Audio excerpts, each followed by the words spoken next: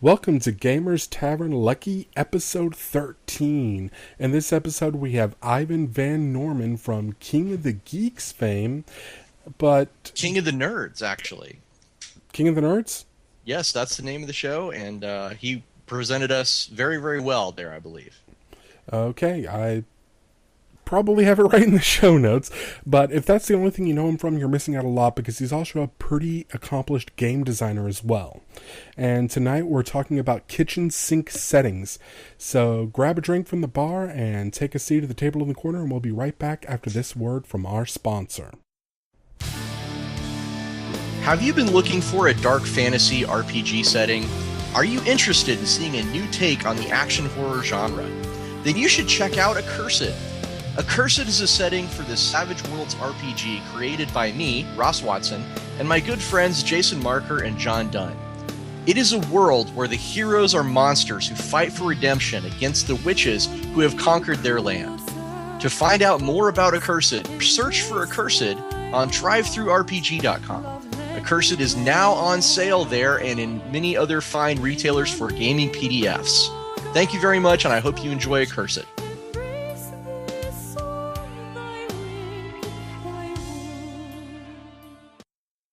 Hello and welcome to episode 13, Lucky 13, of the Gamers Tavern podcast.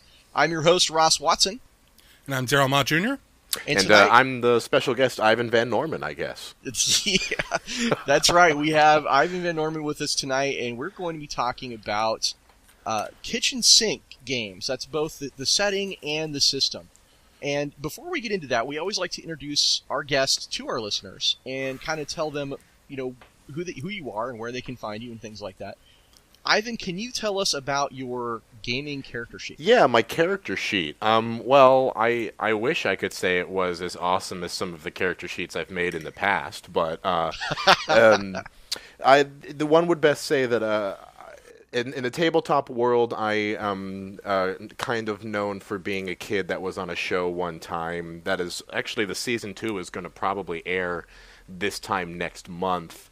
Mid-January, called King of the Nerds. So I was a season 1 contestant on it, last man standing, as they say. So, but I also am part of a publishing company with a couple other partners called Hunter's Books, which makes the role-playing game Outbreak Undead, which is a zombie survival role-playing game. So nice. Yes, and I have to say, just because I'm a fanboy, I'm a huge fan of Ivan from his work on King of the Nerds.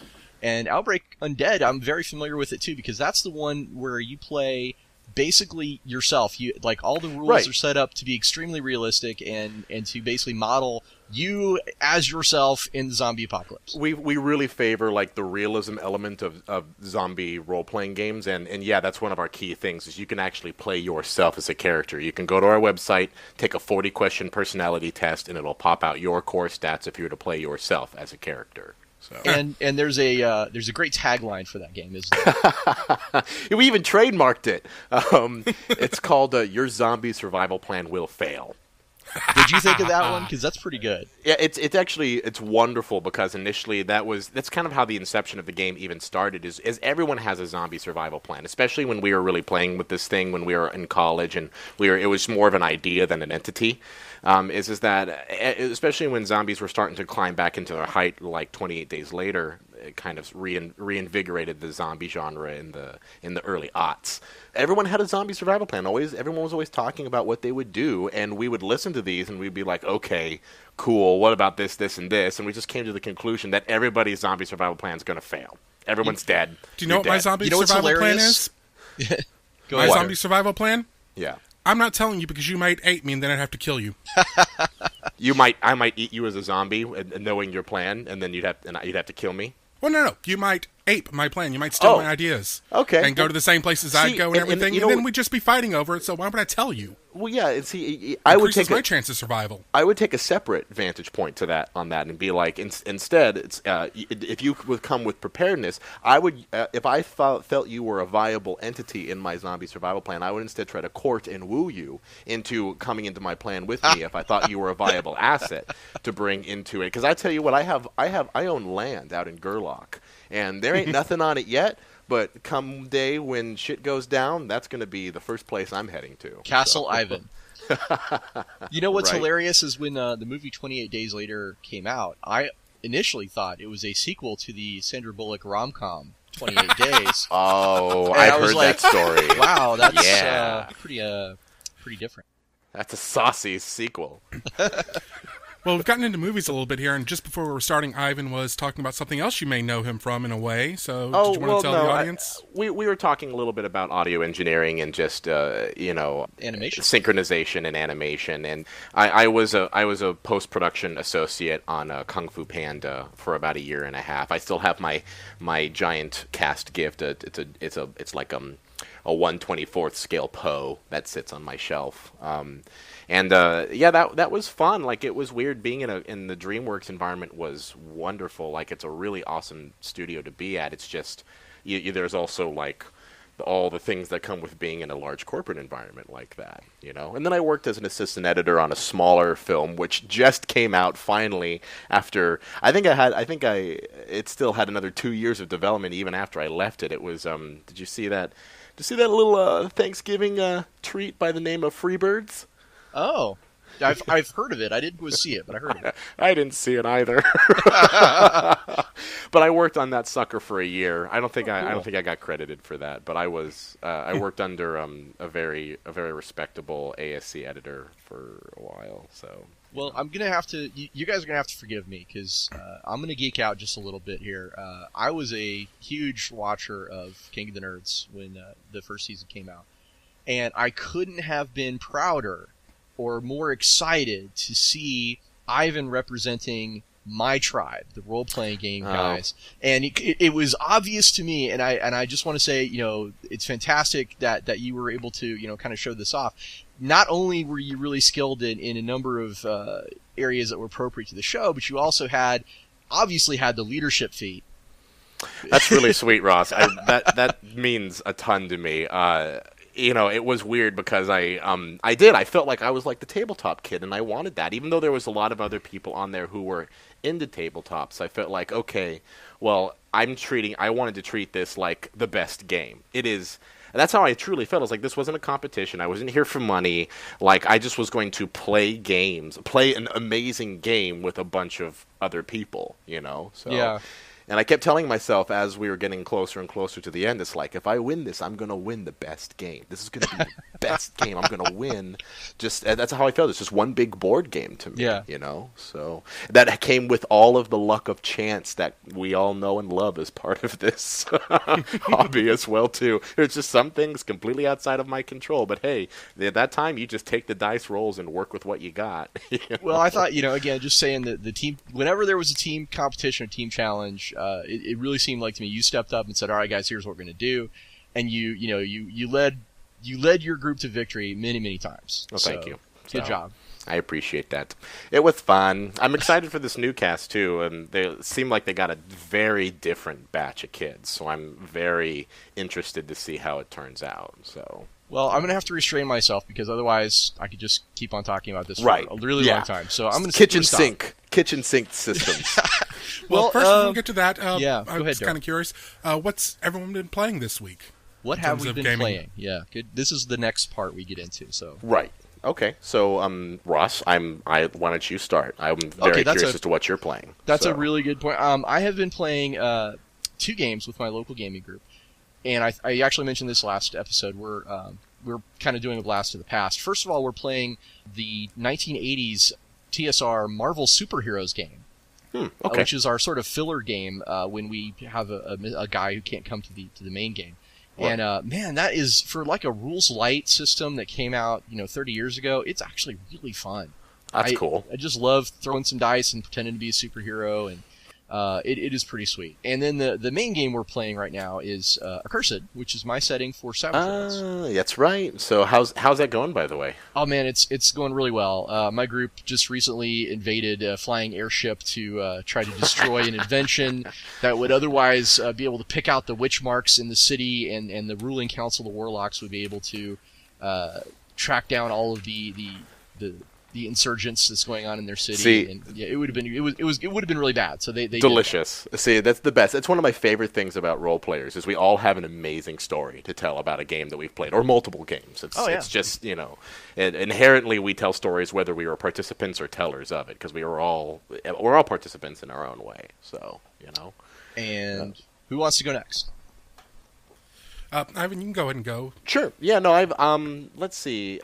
Ironically, we are the last thing that I played really hard and really intrinsically was I've been really hot on Dread lately.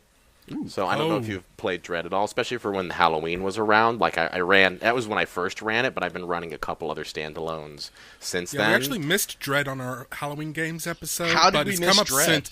It's come up since on the podcast. We're talking about tension. And I know it's a really thin book. It's almost like a paperback, But as far as how it's written and just the concept of every time I describe it, I keep using the word. It's a glorified ghost story system. So because that's all you're really doing is you're telling a ghost story and you're having your players participate by building tension, pulling blocks from a Jenga tower. That's right. We did talk about that in the building tension one. Yeah. Yeah, and it's because you have an arbitrary thing, a Jenga tower, which it's just blocks. I don't know. There's something about just a stack of blocks that no matter what, builds tension, whether you want it to or not, or whether you mean to.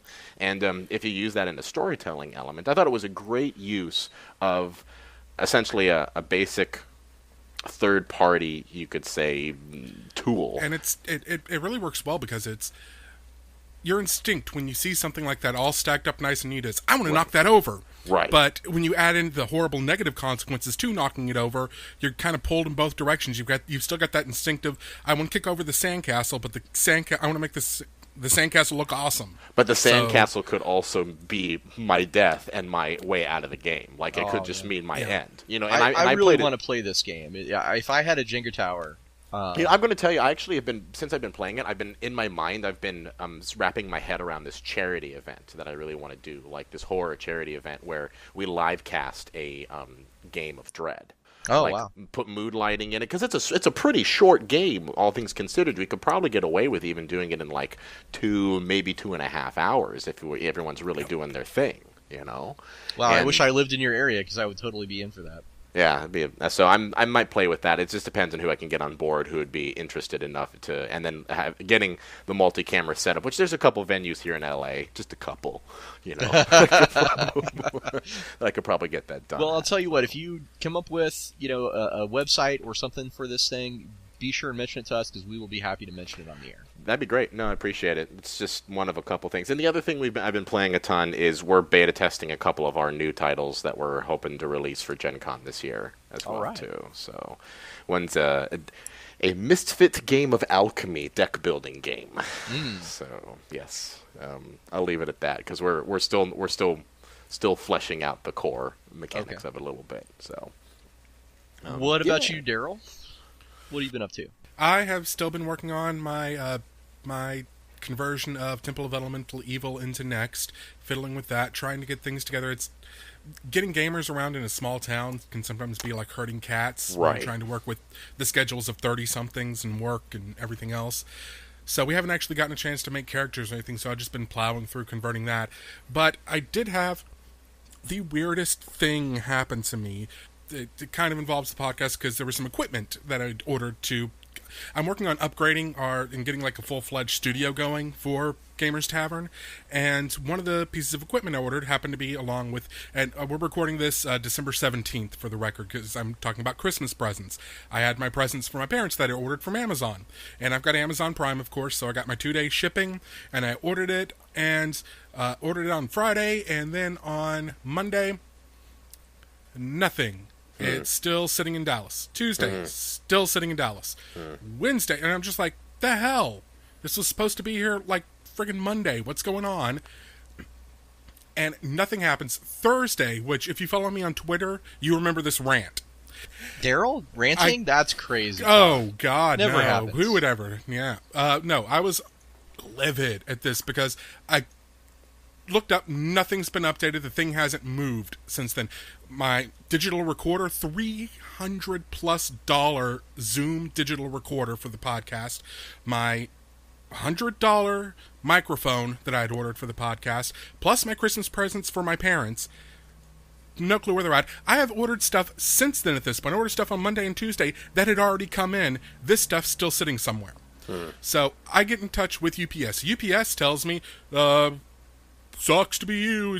There's ice in Dallas. And I'm like, then how come the other stuff went through?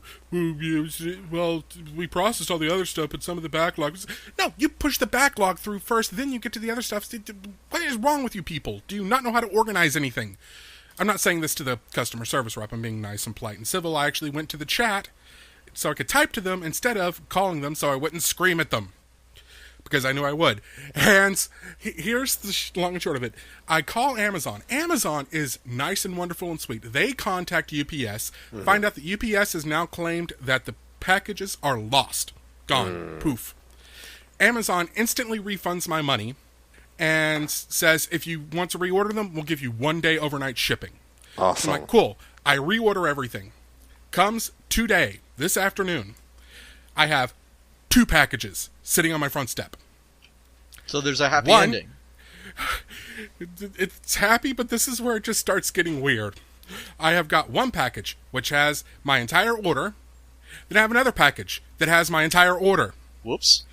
They found the lost package and shipped it to me. So you have doubles. So you get to keep I both? had doubles. Yeah. And apparently the nice lady from Amazon was completely utterly shocked whenever I got in contact with her to say this, because apparently they would have never found out about it. I could have kept it. I was like, the thought hadn't even crossed my mind. I'm like, I've got something I didn't pay for. I must return it. Well, that's actually probably a better thing, because if you think about it, like, one, Amazon sounds like they were super cool and being like, okay, we're going to contact UPS and figure out what the hell's going on with your package. And when they made a big stink about it, because of course it's UPS and it's the holidays, everyone's buying everything, and like the shipping is probably crazy around this time of year. So yeah. But is there some kind of event happening this time of year that I'm unaware of? There might be some gift-giving exchange that involves there's a little holiday known as Saturnalia that you might. Oh, Saturnalia, yeah. Keep Saturn in Saturnalia. That's what I say. And but then that's I think that was a good guess of you, or a good act of you, though, to be honest with him and be like, hey, by the way, I got both packages. It didn't even cross. It's like I got something that wasn't mine. Right. I contacted them and said, hey, this, because I figured worst case scenario, it's like, oh, hey, can you ship this back to us? Here's a gift card for your trouble, which is exactly what happened. That's Best awesome. case scenario, it's like, oh, go ahead and keep it. Well, which I'm sure they probably would have done if it had been like 20, 30 $20 bucks. If it had been one of the board games that I ordered, I'm sure that's what they would have done, not the $200, $300, $400 worth of electronics. I'd say that was very heroic of you. And speaking of heroics and heroes, why don't we start talking about our kitchen sink settings and systems? Sure. So see how I segued right into that as smooth as butter. As smooth, and except for then you had to acknowledge it, which then made it a little less buttery than it could have been. So, well, maybe that butter's been sitting out a little too long. But anyway, so is this superhero system you've been playing? Is that what's prompted you to kind of talk about this kitchen sink scenario? Well, he also talks about Rifts and Torg on this podcast a lot too. Yeah, I would say more. I was thinking of games like Torg and Rifts, but that's like in terms of setting, obviously. System wise, though, I think we have a whole different array of things to talk about. But why don't actually we start with maybe answering that question? Ivan, what do you say? What do you think when someone says to you kitchen sink RPG? What does that bring to mind? It's weird because people have described Outbreak Undead as kind of a kitchen sink setting just because it's so open. It's almost like it's sandboxy in the way that you can just. It doesn't limit itself to like one Outbreak scenario or one Outbreak level. Like it's not just a setting that says, hey, begin the Outbreak when all this shit goes down, or it doesn't say, hey, do it when it's 10 or 15 years later, here's all the post-apocalyptic stuff. It kind of encompasses everything in between, and then all the different zombie types as well too, whether you want to do like rampaging, rage-fueled 28 Days Later or the lumbering Romero types. It's all in one book too. It's a 456-page tome, so I've noticed that the bigger the book, usually the more all-encompassing it can tend to be. Well, that's definitely true for systems, I would say. If you look at like Champion 6th edition, they had to break it up into multiple books. It was so big. Right. And I hear Numenera is in a similar path as well too. Like You know, as far as like that may be true. I'm not really familiar with Numenera, but that's a really Yeah, I want to say it's like 400 or 500 for the core book, something like that. Yeah. The Strange is a lot smaller, but it's a lot more of what I think of for kitchen sink. It's Well, and like sliders, portals, sort of thing. And if you're talking about, are we talking about systems or settings? Like, is that the distinction I'd like to make? I was going to try and just kind of ask, right? I was going to start off by saying, like, what do we think it is, and then maybe dive into. But if you want, we can just go right ahead and start. I feel like they're kind of one and the same in a weird way. Like a kitchen sink setting, it's supposed to be, all encompassing, right? Like just throw everything out there and you make the choices, putting it ultimate.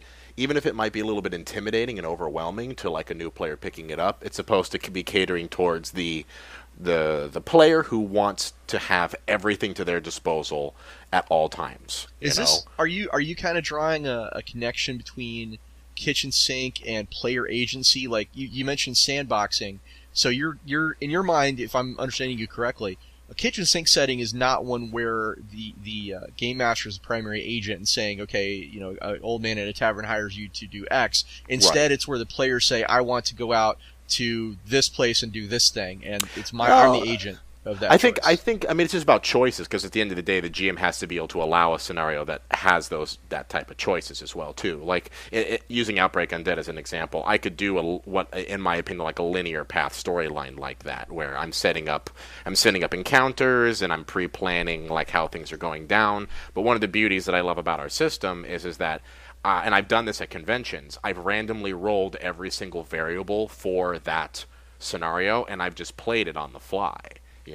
Like the system is fluid enough that, as long as I'm comfortable enough with the system, I can, like you're saying, player agents, I can react from them instead of them reacting from me.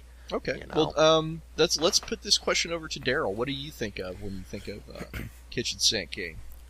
Yeah, well, I actually had a little bit of problem figuring out exactly, because this topic was Ross's idea, because he's the one that's right. Really Blame it on about me. A lot of these this systems. Is all my fault. Oh, no. It's a really good topic with a lot to talk about, especially since I started wrapping my head around exactly what it is. But before I started out, kitchen sink to me meant generic. It meant you could throw anything in you wanted, like, GURPS or even Fate or something like that. That's what I thought of when I thought of systems. And then Ross started talking about settings that were kitchen sink. Then I'm like, oh yeah, that would be a setting where you have everything. And come on, we've all, when we were kids, ran that game where, okay, here's the world we're playing in D&D. This continent's Ravenloft, this continent's Darksun, this continent's Forgotten Realms. Right. And you're going to bounce around all between them. It was kind of a kitchen sink D&D world. So you could get a little bit of everything, is what I'm hearing, right? Yeah, and then TSR kind of codified that with a real kitchen sink setting in Planescape in a way.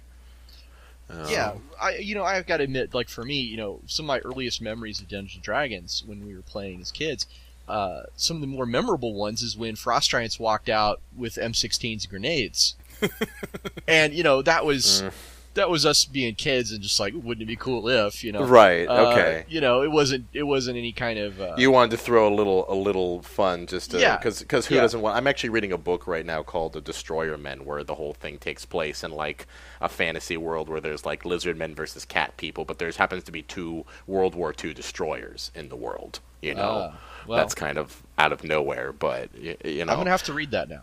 It's actually it sounds super corny, and then when I read the back of the book, I was like, really? But then I saw it had great reviews, and I started listening to it, and now I can't put it down. So yeah, I would have to say for me, like kitchen sink always brings to mind a little bit of everything, or just the opportunity to have multiple genres and tropes all kind of mingling together in one place. And that's where I'm coming from. And okay. So I'm gonna put this out there. We're very open and we're a very sandboxy, I guess you would say, podcast here. Do we want to talk about systems first or settings first? Well, I have to tell you, like, now that I've heard your explanation of it, Ross, like, I'm totally interested in what you have to say in regards, because I think my interpretation of kitchen sink and yours are different ends of the spectrum. But that's totally okay. Yeah, that's totally fine. But I'd love to hear what we're thinking in regards to like systems that allow for. And just to throw arbitrary words out there like classical settings, modern settings, sci-fi settings, all of that into like one place. Well, with systems, I mean, there's quite a few, but like the first ones that come to mind, I believe, are really like the universal systems. And Sure. those are games that are really designed, and I'm going to draw a line here because there are games that are designed to be universal, and there are games that have been adapted to become universal. Mm-hmm. And I'll give you a good example. I would actually say Dungeons and Dragons was adapted to become a universal system. Especially in the D20 or the third Right, edition. I was going to say, or the OGL D20 type of era. It was designed to mimic a particular style of play, which was, I would say high fantasy. I'm not going to say everyone believes that, but I think it was designed to mimic a high fantasy, particularly almost Tolkienish kind of trope. And then over the years, it's been adapted and modified so that it can sort of support just about anything. And Daryl hit that there's been a few settings along the way that have also, been Dungeons & Dragons specific that have touched on multiple genres as well. Well, right. I mean, most systems that have gained enough followings or have stretched their legs enough have gone and taken an effort to approach different genres using their system, or have reached out. Like I would say, Shadowrun is like even if it's not like a system that is supposed to encompass the setting around it is supposed to be modern mixed with high fantasy. Shadowrun's a great example of a system that is also kitchen sink because Shadowrun you've got your gun combat, you've got your sword combat, you've got your magic, you got your decking, you got summoning spirits. I mean, there's so many different things you can tell do. All kinds of stories in Shadowrun, but I wouldn't see Shadowrun as a kitchen sink system, more as something that probably came from a kitchen sink system type idea. Like, what if we meshed cyberpunk and urban fantasy together? That's the sort of thing you would see from a kitchen sink setting, but it's not in and of itself kitchen sink. But the world's open enough that you can tell all these different kinds of stories. And if there's a dial that has like a number on it, as far as like how kitchen sink it is, Shadowrun's probably on the low end of that dial. I mean, it's there, I would say, but not very high. Well, if only thing because if you're talking about all encompassing, like you were saying, and just I know I've been trying to dance around this, but you've really said it with like GURPS and all of that already. It's like if you have a universal system, then obviously they've had to branch out to give examples of like how do you use our universal system? Well, you can use it in a high fantasy scenario like this one, or you can use it into a sci-fi setting like here. Shadowrun kind of they took them, you could say. Like you said, on the low end of the spectrum, they just took summarized entities that people would use in their setting from different genres across the board. Well, let's talk about GURPS really briefly, because I think GURPS did something really special. I mean, it is a generic universal role-playing system. That's what the acronym stands for. But it did something really special in that its product line, I think, is absolutely brilliant if you are trying to get a capsule summary or a thorough understanding of a particular niche, because if you look at the GURPS line of products, I mean, you can find a book for just about every single idea you've ever had. Yep. There is, if I'm not mistaken, GURPS My Little Pony. There's a GURPS product for a webcomic called Casey and Andy, for crying out loud. Done. So it's like the YouTube of freaking role-playing systems. It is. Because you can go out and make your own and then post it up somewhere and then you got it. And I would say, so if GURPS is the YouTube, then I would say Champions is kind of the Etsy. Because Champions is also a universal system that was... So while GURPS was actually designed from the ground up to be universal, Champions was adapted. It was originally superheroes. No, I've never... It was originally the hero system, right? No. It was originally Champions. Okay, so we're talking about hero system and Champions are two different things then? Well, they're not. They are and they're not. They're both from Champions was born in the hero system. And hero system and Champions are, for all intents and purposes, interchangeable. Now I have to say I haven't played Champions, but this is a question and that I think is appropriate for kitchen sink. What we've defined as kitchen sink settings a little bit too. Are kitchen sink systems good for new players who are maybe new to the hobby? Well, some are better Analysis than others. paralysis. Some are better than others. Analysis paralysis. Thank you. Yes, because my gut reaction would first say, the more all-encompassing you are, the more choices you give a new player who is learning a system, the more likely they are to be overwhelmed quickly. Now, on the flip side of that, I think it's really, really good for an experienced game master to introduce new players because they can control what options. They can tailor the game that to what those players like. So if you've got friends who aren't really into the fantasy thing, aren't really into the hard, you can use it. You can use it like a transitionary tool. Exactly. It's like, okay, what are you into? I really like Star Trek and Outlaw Star, and just have them name off what Cowboy they like. Bebop. Okay, I grabbed this book and this book and this book off the GURP shelf, and this is what I'm going to introduce them. I have now created my own system that hits the genre notes they want. Sure. So to continue like the Etsy metaphor, I think the reason why I mentioned that is because the Etsy is about building things and how to build your own things, and Champions is really that tinkerer's toolkit that kind of says here's all the tools to make what you need, but it's not as thoroughly presenting like what's already there like GURPS did.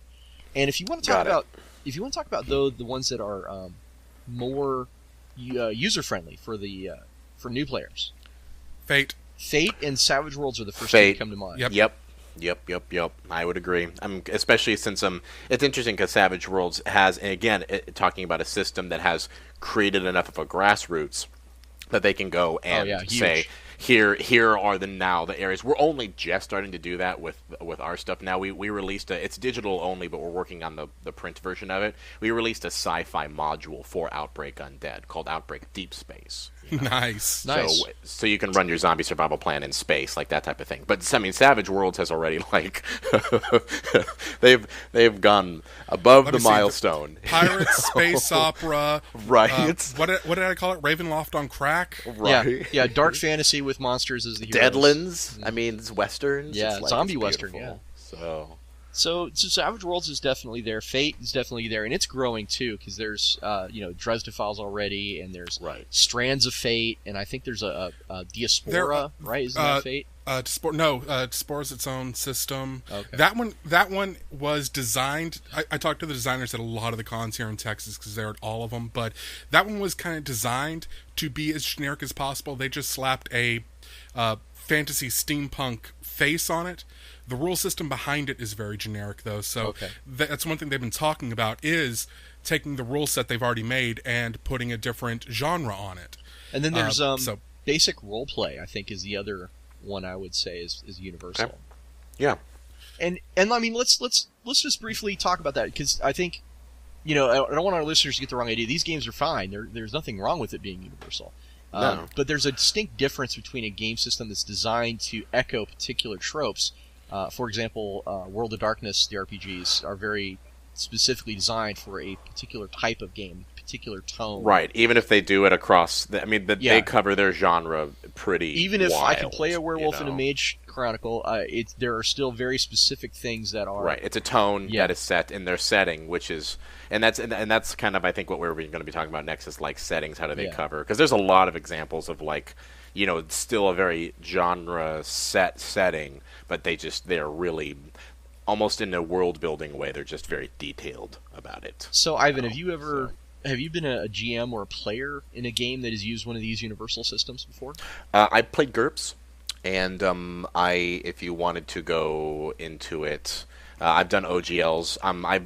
My other lead developer, Chris De La Rosa, who helped us write Outbreak Undead, he pretty much writes systems in his sleep. So we'd sometimes just take, we just kind of have fun with systems and play them into our own sense. So the OGL has been, delicately and lovingly lifted up and put back down into lots of different stuff that we've done over the years. So, but I haven't actually GM'd a universal system now that I think about it.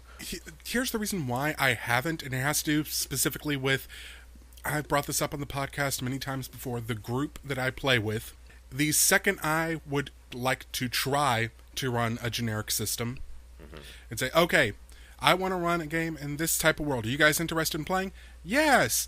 2 weeks later, okay, I've got the first adventure written up. Let's go ahead and make characters. Okay, I grabbed all the source books you said, but also this one, this one, this one, and this one, and this one. So I'm going to take your kind of Cthulhu-esque modern-day setting, and I'm going to create a cyberware troll. Got it. I'm like, if you wanted that, we could have played Shadowrun. Right.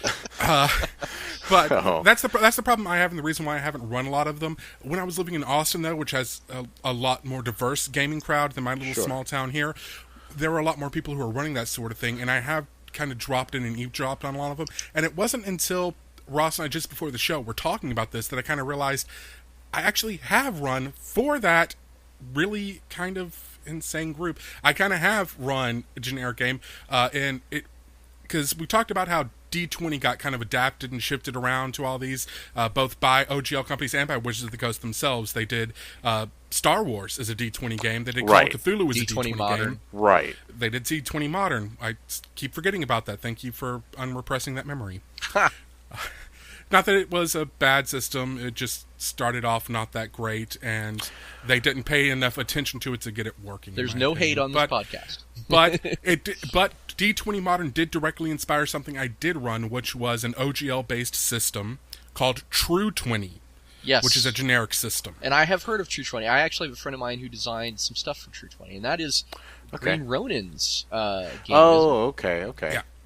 So how does that kind of distinguish itself away from like the OGL stuff? Well, it's basically, it takes like the D&D, or it takes like the D&D and the D20 Modern system reference documents, puts them together in a way that kind of makes sense, so it'll spread across genres, and then they just layer like 18 tons of errata on top of it to make it work right. Okay. And streamlines everything. It is a lot easier to run than either of the two systems are on their own, in my opinion. Yeah. They're just not quite as in-depth for the genres they're trying to do, because that can be one of the flaws of a generic system. When you're trying to cover everything, you can't go into as much detail into it unless you're like GURPS and release 400 source books. Right, so you have a little bit of a watered down everything, so you can't cover it to the degree that you would like to. But it also brings up something that we covered in our D&D episode, which is rules versus rulings. Right. True 20 works very well if you're a rulings type of a DM, where you will actually make judgment calls based on the fly, what's going on in the system. Exactly. Which is fair, and I actually believe in the power of that heavily. Like, as long, I mean, it's something that it's like a sidekick when you're a martial artist. It's like you do it all the time, but you get better and better and better and better at it. Even if it's one of the first things you learn, you get better and better and better at it as you do it more and more and more. So what's really sad is I instantly thought of Ernie Reyes Jr., but there you go. But I actually wanted to ask. Badass as a 9-year-old. He's badass as an 80-year-old. Now I'm just immediately picturing. I can never remember the name of the movie. I just remember that song and Show Nuff. Oh, you mean Barry Gordy's? It's the Last Dragon. Yeah, The Last Dragon, starring Vanity. Yeah. Oh man, that's a brilliant film. I love that film. And it had Ernie Reyes Jr. I believe his first on-screen appearance as a kick-ass 8-year-old. That's I've never. This sounds amazing. I'm not. Oh my god! Yes, The Last Dragon. You have to see it. It is must fun. see. Absolutely must see. It's about a guy who has grown up idolizing Bruce Lee. In fact, his name is Bruce Leroy. And it's basically the Dracula to Blackula. This is the Bruce Lee Blackula in a way. It's okay. You can tell watching it. It's not trying to be offensive or try to cater to that. It's trying to parody that blackexploitation movement in a way. Well, it's got one of the best villains of all time, which is Shonuff. The Shogun of Harlem, who is just amazing. You know what? We could talk about that forever.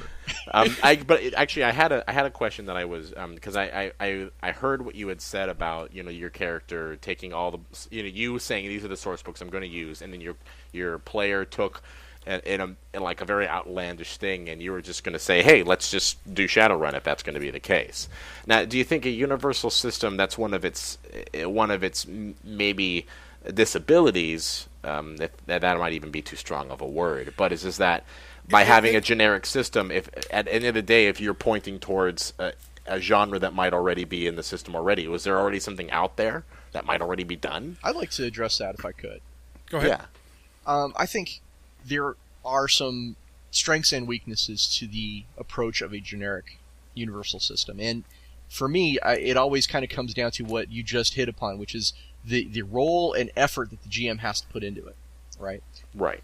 On the social front, because it's wide open and there isn't really an adventuring paradigm in place, you as a GM kind of have to be you have to be a lot more engaged with your players to tell them, here's what the game is going to be about, here's the type of people you're going to be playing, and getting them all on board, get them all on the same page is a little more difficult because you're lacking some of those tools.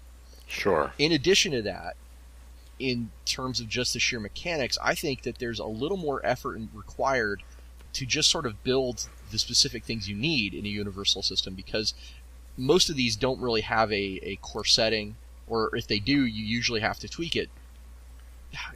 I'm sorry, this is just not coming out right, but as a GM, I think most of them do have settings. Even GURPS has a core setting. They have them, I know almost no one who uses the GURPS core setting, though. I think the reason you buy the setting in the first place, if it's universal, is so you can make your own thing. That's what I was getting to. But if you're a person who likes to do that, though, like, is that no. Do you want to do that work yourself, or do you just want to go out and find the comparable system and then bring that into your players? Well, that's where I think the universal system has a real strength, though, is it allows you to build exactly what you want. And it has a real strength when it comes to, especially either with new players or players that are kind of set in their ways and they get older and don't have a lot of time to sit there. If it's someone who's not like a college student or a high school student where you can sit there and you can schedule like 3, 4, 5 different game nights in a week. Right. It's really helpful to be able to tell all these different types of stories and run all these different types of games and different genres without having to learn a completely new rule system every time you change. Yeah, and I'm actually going to speak against that, because I feel like it's actually in the opposite in some other ways. Because even if that's assuming that your core group of players, assuming that you just have one core group of players that you play with all the time, has learned that system early into it, and because they don't want to learn a new system, they just carry that legacy forward. If that's the case and they've learned it early and that's what they're comfortable and they stick with it throughout the entire time, then I totally agree with you. But if you're trying to discover what you want, or if you have a group of players that like wants to do something and get into that moment, because I have a group of friends who, when we get into role playing, we get really passionate about one thing, and we might burn out, we might burn it, and get over it very quickly. But when we're going to explore that, we're going to explore it hard and fast. Yeah, exactly, and that's where I think like a universal system is really good for that. If you want to do a very short burn campaign, or if you want to do like a one-off. Like, for example, I have a Venture Brothers game that I run at conventions, and I totally use a universal system for that, because it's just very easy to layer Venture Brothers on top of it. I guess that's and it can be a lot easier to talk people into jumping into a game. It's like, hey, I've got this really cool idea for a campaign setting. Do you guys want to play? We're using blah system. You already know that, so I'm not going to spend a lot of time teaching you the rules over it. Sure. Do you want to give it a shot? Yeah. It allows you to focus on the things that are most important to you. If system is not the key thing for you, then this is going to fill that. I'd get into it. I'm just continuing to play devil's advocate, though. Because if that's really the case, then why doesn't everybody use universal systems? Would you say servant of the forgotten orb advocate, maybe instead? What's that? Yes, I'm servant of the... Yes. At some point when we're not talking about RPGs and Universal System, I'll tell you the story about how that name came into being. Because it was literally a throwaway. Like, that name is as far as from a throwaway line as you possibly can get, But if that's really the case, then why isn't the universal systems utilized more in, especially people who again, like you're saying, might not want to learn a new system all the time and just want to play consistently? Well, the reason why they're not as popular, I think, is probably because of that effort that's required. I think most people want to play and not prepare, and the games they're going to let you do that are going to be the ones that typically have their setting and their system very heavily interlinked, and already all that stuff's already done for you. You don't have to make a dragon stats because the dragon is already in the game. So you're saying that a universal system requires a super savvy GM who is really familiar with the system and has a lot of time on their hands. I think it requires a little more effort than your typical game. That's all I'm saying. And I actually think that it's becoming more popular now, because like I said, we've mentioned a couple of the most popular breakout systems recently. Savage Worlds and Fate are basically generic systems. They were designed to be able to drop into almost any genre, and they are insanely popular systems, both for designers and players. That's true. Because of that.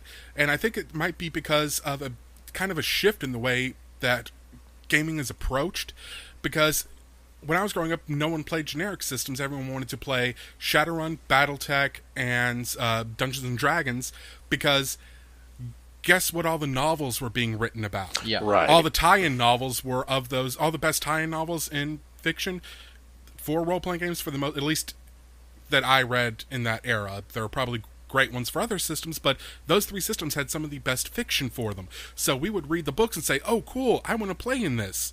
Right. You couldn't really do that. You going to read a GURPS novel? Are you going to read a...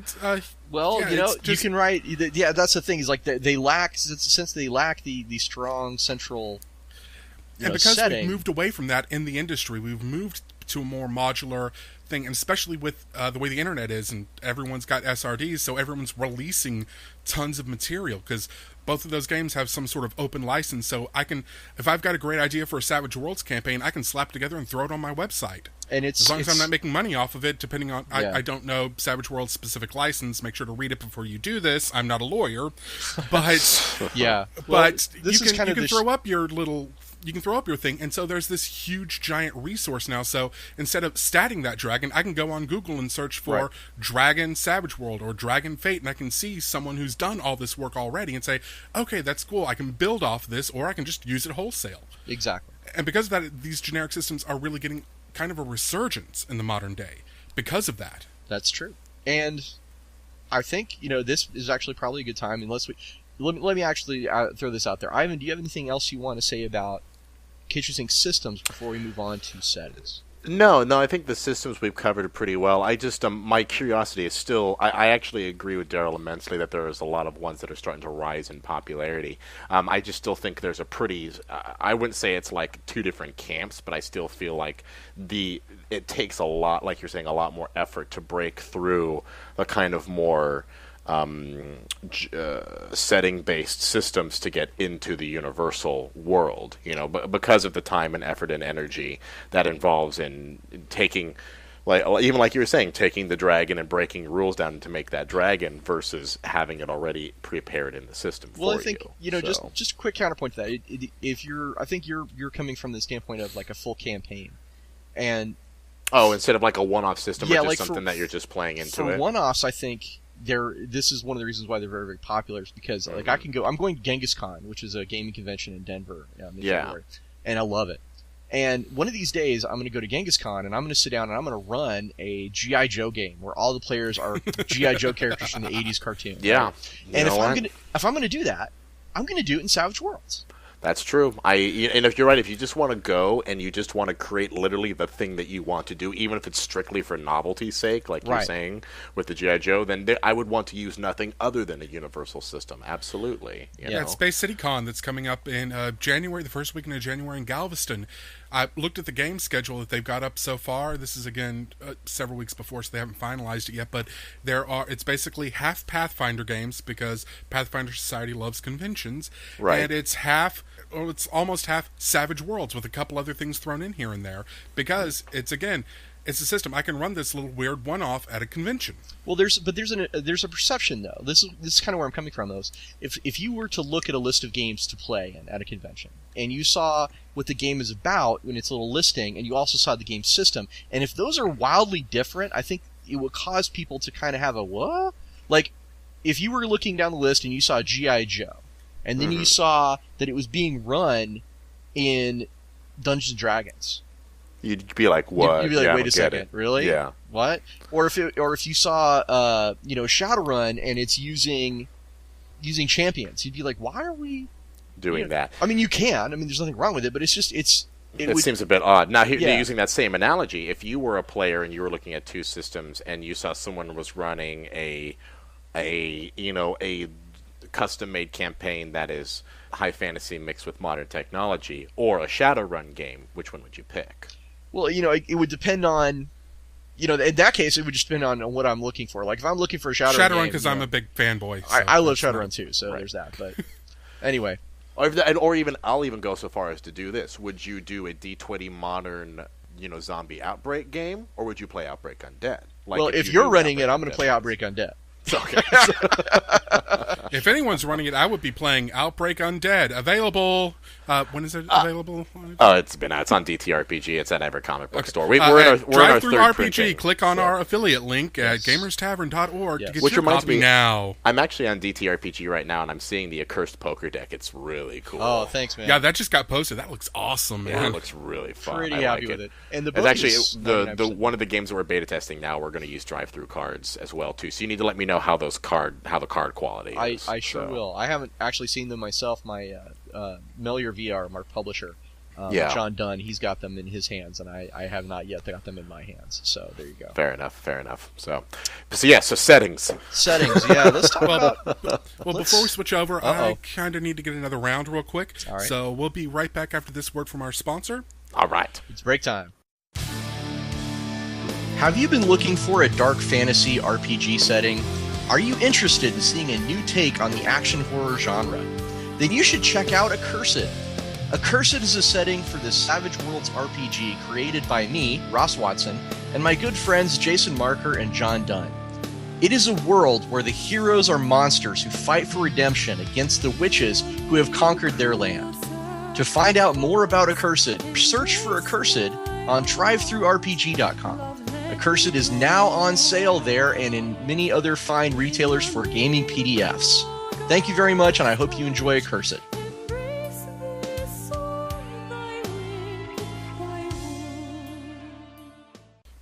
Welcome back to episode 13 of the Gamers Tavern with Ivan Van Norman, who's been helping us talk about kitchen sink games and settings. Yeah, kitchen sink stuff. Let's eat it. We in the previous part of the show, we just talked about a bunch of systems, and we were about to jump into kitchen sink settings. Yeah. So, because the distinguishing being that when we were talking about kitchen sink systems, we were talking about almost like a kitchen sink being more of a definition of a universal system that allows you to do different genres and basically different scenarios, whether they be one-off or campaigns, using the same system. So. That's a great recap. Yeah. So, but now we're talking about settings. Sorry. Yeah. When you think of a kitchen sink setting, what's the first thing that comes to mind? I just think the first thing that comes to mind to me is just a system that is so detailed in their world building that it almost leaves nothing to the imagination. Like if you wanted to explore areas, like if you were to try to uncover areas, white or gray areas of your setting of your game setting or scenarios, you wouldn't be able to find it because there would already be at least a mention of it somewhere. Oh, so you're talking kind of like the 3rd and 4th edition versions of the Forgotten Realms, where there's just like no white space left, no stone unturned when it comes to if you wanted to write a campaign that specifically dealt with the political intricacies of this tiny town that's out on like the western continent. By the way, here's a write-up about it. Yeah. I think that was actually how Ari Salvatore got started with Drizzt. Was he kept looking at the map that they had given him and said, okay, I want to write about here. Well, so-and-so's writing about here. Well, I want to write about here. So-and-so's writing about here. What about this misprint that's up here in the corner called Tin Towns? Well, okay, that's mine. Everyone stay the hell out. Yeah, it makes sense because if you especially from probably his point of view, he's like, okay, well, if I'm going to establish myself as a writer in this area, I don't want to be stepping on anybody's toes, and 2, I don't want to account for anybody's crap except for mine. Yeah. And then the second book he wrote, he started tromping all over Faerun. But we had a conversation a while back about building settings and things like that. We talked about intentional white space, I believe. And that's true, and I actually believe there's merit to that as well too. You want to leave areas for your players to explore so that they have their chance at building amazing worlds as well too. But at the same time too, you can the power of the GM can be that you can take all or nothing of what's considered quote unquote canon. Just because, Pathfinder's really well established setting and scenario doesn't mean I have to use any of their lore or any of their backgrounds. I can just use their character settings and system. The thing is, I think most GMs always want to imagine that someday their home setting will be part of it, and they want to try and make it compatible. That's always been my thought too. Is like if I'm going to run something, I'm going to make it as compatible as I can, just in case. As someone who grew up aspiring to get into the game industry, there's a little bit of that, but it's a lot more of every single table you sit at, there's always going to be the one guy who has read every single source book, every single novel, every single short story, every single fan fiction based on that. And when you say, okay, when you guys get here, so-and-so says, well, so-and-so was actually over here at this point in the timeline because in this book, in this volume of this out-of-print in this comic book that's been out of print for 10 years and it's worth $250 that I have 3 copies of. And then at that point, all you have to do is just say, hey, roll 0. In this game, This is what he says. This is where I'm at, and this is what's going on. It's fair to say I don't envy Daryl's experiences with this game. True. Right. Well, and I have to. And this is maybe a kitchen sink scenario or a kitchen sink setting is something that allows infinite white space. Like again, we'll just go back to Outbreak for a moment. It's like that. There's almost infinite white space in Outbreak because every single time you do a campaign, you're essentially starting with a blank page. It's like, okay, well, are you? Because since you can play yourself in a character in your hometown, like, you know, your story can be Ross's setting, and does he deal with this type of zombie, this type of zombie? Does the gas station across the street explode when a tanker hits it, or is it taken over by vigilantes this time around? Nobody knows because it's different every single time, you know? So that's interesting. Yeah. For me, when it comes to a kitchen sink setting, I have two things that pop immediately to my mind. One is Stargate SG-1 and Stargate Atlantis. Okay. Are those role-playing games? No, they're TV shows. Okay. I thought there was a Stargate. There were role-playing games based on them, but there's it's just that's the idea, and you'll get this a lot. And I'm vaguely familiar with these, but I think the GURPS core setting is built along these lines. Rifts is kind of built on these lines in a way where the campaign setting world is built specifically so that there is so much stuff going on that no matter what you want to do within that setting, you can keep all the trappings of the setting but still tell it in whatever genre you want. And that's where I get the SG-1, the Stargate analogy, is that you take the same characters and you can pop them into ancient Egypt, or you can pop them into Arthurian England, or you can pop them into post-apocalyptic cyberpunk world, and so on. So you can get that kind of thing. That's what I see. It's the tavern at the center of the multiverse campaign. Yeah, Sigil in Planescape, for example. Well, yeah, I think we need to differentiate though a little bit, because there is a difference between a setting. Admittedly, it's a very subtle difference, but there's a difference between a setting that is specifically built to incorporate all of these things into its core, and a sort of meta setting that is kind of a layer on top of a bunch of existing worlds. Like, that's Spelljammer and Ravenloft are really a layer on top of existing worlds. Yeah. They're less a coherent setting of their own, if you see the distinction there. Yeah, if you're talking about the dial, I would put Planescape at about like the 3 or a 4 on that, in that it was meant to kind of unify this multiverse that they created with all the different campaign settings in second edition, but it was still its own thing, and it was a layer on top of things that already existed. The other example I had, though, was from some friends of mine who had a Kickstarter that they had to pull back on because they weren't getting backers, they were getting commercial offers. It's a Proxy Army. Proxy Army, these guys that did custom 3D printed miniatures in full color from sandstone, which it was a really, really cool concept. The only problem was no one was backing the Kickstarter. They just kept getting companies coming up and says, hey, we want to pay you a couple of $1,000s to custom print our line of minis.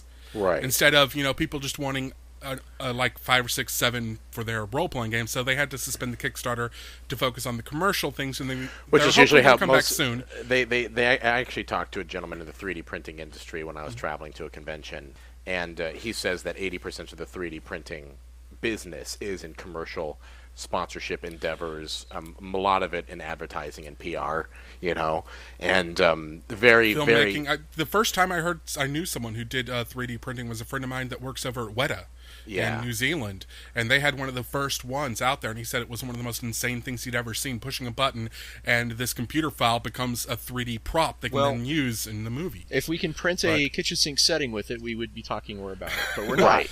Yeah. But the point I was making, though, was to back up their ability to create anything, they needed a game to present as well. So they made a miniatures combat game that had a world setting that was based on... They tried to explain it to me, and then I said, there's a line from Hitchhiker's Guide to the Galaxy that kind of sums this up more. I believe it's from So Long and Thanks for All the Fish, but I'm not entirely sure. But it's, if the universe is infinite, then that means that anything that is possible to exist somewhere in the universe does exist. So therefore, if you want a couch, you can go to the planet where life has evolved to be couches and take one from there. Okay. That was the line from Hitchhiker's Guide to the Galaxy. But it breaks up that idea of the universe is so big that everything exists within it. Well, the thing I was and that's the setting they're going for. That's what I think of when I think of kitchen sink, is just multiple possibilities with one setting and one set of characters. Well, possibilities is part of it. For me, like when I think kitchen sink, I think mostly of tropes and genres that are mashed up or right next to each other. I like the idea of a kitchen sink setting that, in my head, allows you to play a knight next to a cyborg next to a ninja. And they're all part of the same group, and they're all have the same goals, and they're running into enemies from, they're running into common enemies as well as enemies from their own particular genres and tropes together. There's not really many of the systems that exist in that way, though. Like, I mean, even on both of your explanations of kitchen sink, both sound like a very small majority of anything out there. There's the granddaddy of them all, in my opinion, is Rifts, and Rifts has been around since 1990, so 23 years. And that was older than that. No, I did too, but it came out in 1990. And Rifts has, it's got a thing where the system is kind of really old and dated, but the setting is just a beautiful, beautiful thing, in my opinion. It's like a glowing jewel. And it's a very highly polished example of a kitchen sink setting where just all of these things are possible, and all of them exist next to each other, and they're all part of this same coherent whole, rather than a layer on top of things. Although... one of Rift's strengths is that you can bring in guys from other games that Palladium makes, like Teenage Mutant Ninja Turtles or Robotech, which is a very, very common one. So Rifts is one of my favorite examples of a kitchen sink setting, but there's other ones out there. Ross, what do you think as far as your definition of kitchen sink? What would you go out there that you think explains best your, encompassing all settings and all in places at all times? Well, that was more of Daryl's. Oh, it's more of Daryl's. Okay. Yeah. I was thinking specifically tropes and genres being able to exist alongside each other and working towards similar. I'm sorry, that's what I meant. Maybe I didn't communicate that all the way. Okay. But yeah, the different tropes and genres being in a setting at the same time. Yeah, and Rifts is one of those that allows you to do that. So, like, if I have a cowboy trope, I can play a cowboy who's also a cyborg. Okay, fair enough. If I want to have a fantasy trope, I can be a wizard, or I can be straight up elf, from a fantasy world. Or I could also be like a techno wizard who flies around on my telekinetic skyboard. Because they have any sufficiently advanced technology is indistinguishable from magic. Yeah, but the thing about, this is one of the keys, though, for kitchen sink settings to me, though, is that there are, like, different approaches to the character niche. Like, in Rifts, for example, there's psionics and magic and cybernetics, right? There's another game I want to talk about called Torg. Are you guys familiar with Torg? Only from how much you've talked about it. Yeah. So Torg is a game, again, very similar to Rifts in that it had a core setting, which was basically our Earth is invaded by other realities. So you have to play one of these guys called Storm Knights who have this possibility energy which allows them to travel between the different realms and carry stuff with them. So even though your computer shouldn't work in the Stone Age land, you have your computer and it still works because you are a Storm Knight. And interesting. In Torg, you have that same thing where I can play a guy from Core Earth, or I can play a guy from one of the invading realities, and we're all working together to stop the High Lords from just taking over Earth. And so you can have the cyborg next to the knight, and they have a system for spiritual magic, which is basically divine, and a system for regular magic, which is basically arcane, and they got cybernetics, and just all kinds of different things. And they're all, that's the thing I think is cool, is it allows you to have your specific niches and mix them up together. I ran a campaign called Shadows Angelus for a couple of years, and I based it very heavily on some anime that I'd watched called Silent Mobius. Yeah, that's awesome. Shadows Angelus combines cybernetics and psionics, which is called Espers in that game, but and magic, and just like a whole bunch of things all thrown together in one big thing, fighting Lovecraftian demons invading a city on the edge of tomorrow. So Bug City and Shadowrun? Well, it's not. It's you're playing cops, so it's definitely not Shadowrun. Yeah. Okay, you're the Ares Firewatch team breaking up. No. You see, those are corporate forces. You're actually in Shadows Angelus. You're actually playing for real. We protect and serve cops. Yeah. So big difference from Shadowrun. How dare you slander Firewatch like that? Anyway, I would even go so far as to say that Warhammer 40K is actually, to an extent, also a kitchen sink set.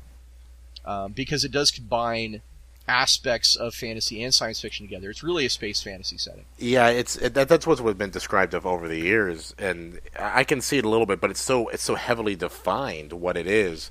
If you want to talk about something that's really, center of the multiverse type of situation, really, like 40K is truly sci-fi, and it's almost its own thing. It's so well defined. And that's where Rifts is to me too. Is it's it almost transcends the idea of a kitchen sink setting because it's so coherently built together. Then is it truly kitchen sink then, if that's the case? Because since they are kind of their own definition. Well, I think I think that some settings have room for additional things that you create on your own, and I would say Rifts is one of those.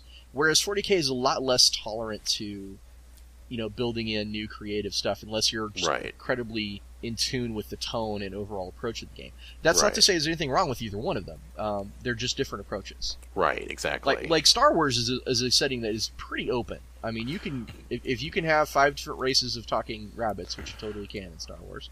And you can pretty much do what you need. Yeah, and at this point you have all the different planets. As soon as you start putting different planets, you can pretty much start playing the Star Trek route, and every planet can be a different reality in its own. This is the planet that's completely Robin Hood era. Right. And, Planescape was the D&D setting that also came to mind when I thought Kitchen Sink, because although Planescape is a layer on top of existing worlds, rather than its own thing, it was so creative in the cultures and the tropes that it set up that it became so distinct and unique a place to adventure, while still incorporating, you could have, dudes who were made out of, gears walking around next to a knight, next to, people who experienced everything through their senses and were constantly looking for ways to expand their sensory experience, right? Yeah, I mean, it was just so open to different genres and tropes working side by side that I think Planescape is a good example of this type of thing, even though, as we established before, it's not as high on that scale. Yeah, I really came into Planescape late in the game. When I was growing up in D&D, I always thought D&D is fantasy, and anything that's not fantasy isn't D&D, so I rejected a lot of these settings that once I got older and started reading into them, I was like, what the hell was I thinking, you stupid kid? Because a lot of them were really cool, and Planescape, especially Sigil, was one of them, because this thing was basically the hub of all these universes, to where you could have literally Thor having an argument with Vishnu, having an argument with Vecna. Well, they would have to be priests at a table. Gods. The Lady of Pain would never allow other deities into Sigil, but yes. Well, priests of those gods. I'm talking about totally I'm talking about the spire itself, not necessarily Sigil. I'm still learning. All I gotta say is good luck for Vishnu and the other guy. I want to say I am still learning about Planescape. I came to it late. Noah Antwaller, the Spoony one, really got me hooked on it with his videos where he talked about his campaigns in it, and the only thing that I really know about it is it kind of brought all these different worlds together, and that it connected. It does. Every universe that was involved, including the planet we're living on right now, is connected to Sigil in the cosmology there, along with the fact that thou shalt not fuck with the Lady of Pain. Yes, and that goes for gods too, which is the only reason I was bringing that up. But and it's the only god in D&D I know of that, if you want to even call her, I wouldn't call her a goddess, because she's the only quote unquote goddess, for lack of a better term. Please don't smite me, Lady of Pain. That she will, if she has any worshippers, she will actually go and murder them for worshiping her. Well, punish. I mean, murder is too easy, but murder is too easy. Death is way too. She's the only person who would go and maze them for worshiping her. Maze is the most common. Yeah, that's wonderful. Ross is tiptoeing around it so wonderfully. This is it's pretty hilarious. I feel like I'm just having you guys talk about it. You're like, going to be instigating like divine wrath upon you at any moment. It's going to just happen. I have to tell you, like, I listened to you guys and talking about these open world settings, and I have to admit wholeheartedly that I'm just my initial. I can see where the true love and like draw of being able to do the covering the spectrum comes into it. or at least the covering the entire spectrum of possible experiences that have ever been created ever, and having them all be side by side. But the first thing that really comes to my head is like, man, like the ability for players to have to be mature and the ability for the GM to be balanced in those settings. It just seems exhausting. You know what? That's I the haven't challenge. run too many of them in No, my right. games. I think you nailed the biggest challenge with these settings is Right. maintaining balance, because I believe that's one of the core issues with Rifts, for example, is just a lack of Balance. a core balance for. I mean, but this is kind of goes back to what we were talking about earlier about putting more on the shoulders of the GM on a social front, because just like Rifts has issues with balance, it has issues with an adventuring paradigm as well. Mm-hmm. There isn't really a core default. This is what you're supposed to be doing. Guideline. Right. There's no real guidelines for players and GMs without having the GM to go and create those guidelines in his world building. Well, like we've talked about this before. Like D&D has a very strong adventuring paradigm. There's a Right. quest. You have to go Right. on the quest to do something, right? Usually given by an old man in a tavern. Right. Or at the Shadowrun, very least, hey, this thing has treasure. Go kill it and take Right. its treasure. Loot Shadowrun it. has an extremely strong adventuring paradigm. The Mr. Johnson hires you to do a job.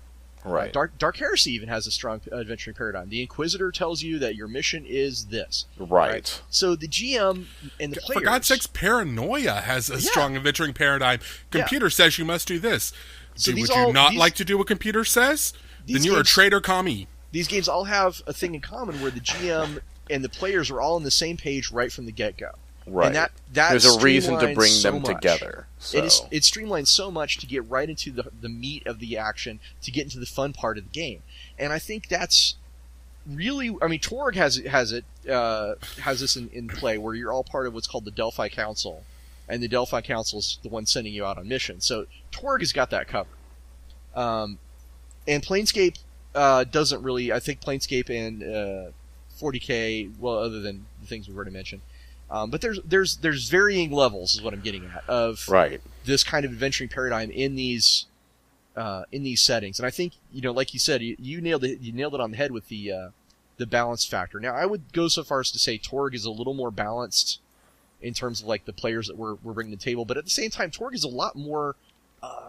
It's a lot less gonzo than Rifts. Sure. Like Rifts, I could totally be the guy who is a cyborg ninja Who's with just dragon meted it blood up. running through Right. my veins, right? I can even play a freaking demigod if I really want to in Rifts. Yeah. While you, if you want to play, with me, you could be the adventuring scholar, or you could be the woodsman, and the difference in power level between us is significant. to say the Significant. least.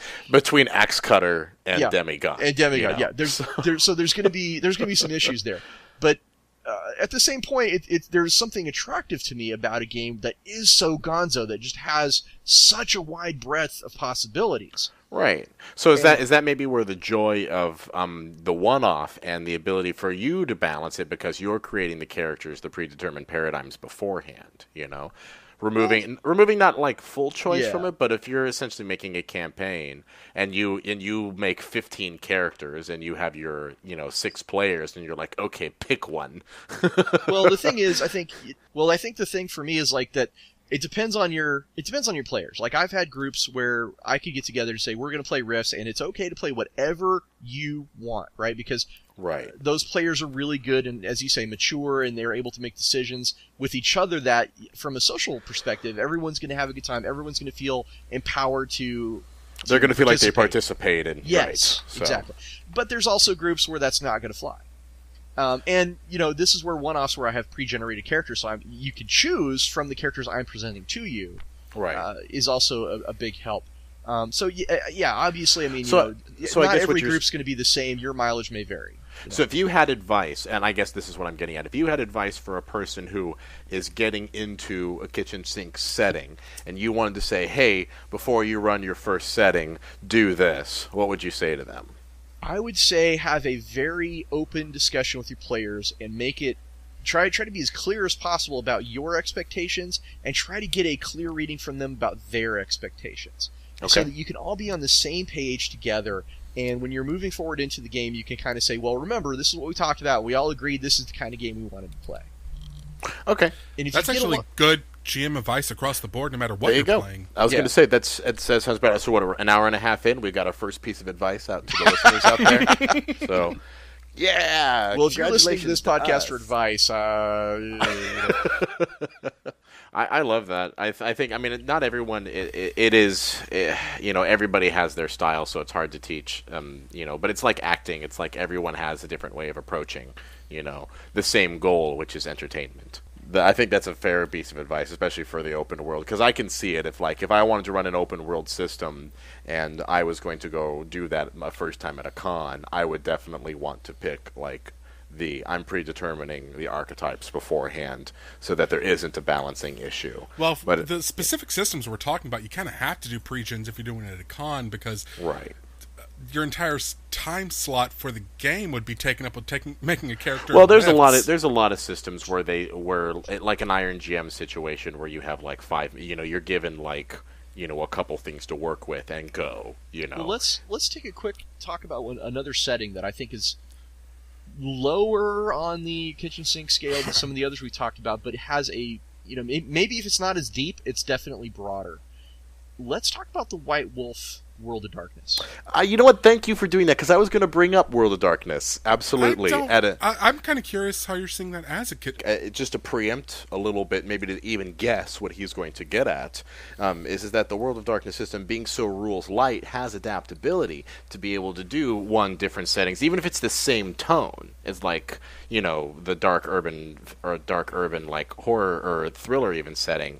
Is that there are still source books out there that cover different time frames, and the worlds are defined enough that you can have the Justice League of characters at it, and I'm actually it's funny because actually the last World of Darkness campaign I ran, I totally did a Justice League long-term campaign where I had a mage, a werewolf, a vampire, and a hunter. Yeah, all that's in one that's setting. Exactly where I'm coming from. Okay, I'm curious. New World of Darkness or Old World of Darkness on that? New World of Darkness for me. Okay, I would not describe that as a rules light system, Ivan. But I